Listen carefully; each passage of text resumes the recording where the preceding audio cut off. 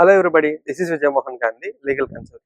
కిందటి వీడియోలో మనం చెప్పుకున్నట్టుగా ఈ హౌసింగ్ లోన్స్ రీపేమెంట్లో ఇబ్బంది పడుతున్న వాళ్ళకి ఈ లోన్ రీస్ట్రక్చరింగ్ కానీ అండ్ రీపేమెంట్ హాలిడే గురించి చెప్పడం జరిగింది.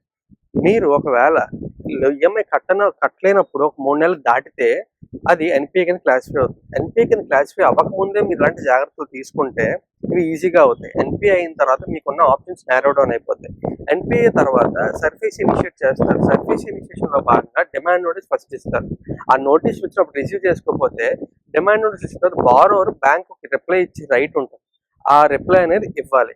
అలా ఇవ్వకుండా వదిలేస్తే మీ రైట్ని మీరు యూజ్ చేసుకోకపోతే ఫర్దర్ ప్రొసీడింగ్స్కి వెళ్ళిపోయి మీ ఇల్లుని ఆప్షన్ చేసేస్తారు. మీ ఇల్లు కోల్పోవాల్సి ఉంటుంది. సో దీని మీద అలసత్వం వహించకుండా ఎన్పిఏ అవ్వకముందే మీరు రీపేమెంట్కి ఇబ్బంది పడుతున్నప్పుడే ఇలాంటి విషయాల మీద చర్యలు తీసుకొని లోన్ రీస్ట్రక్చరింగ్ కానీ లోన్ రీపేమెంట్ హాలిడే గురించి కానీ ప్రయత్నించి దాన్ని సరిగ్గా చేసుకోండి. Thank you.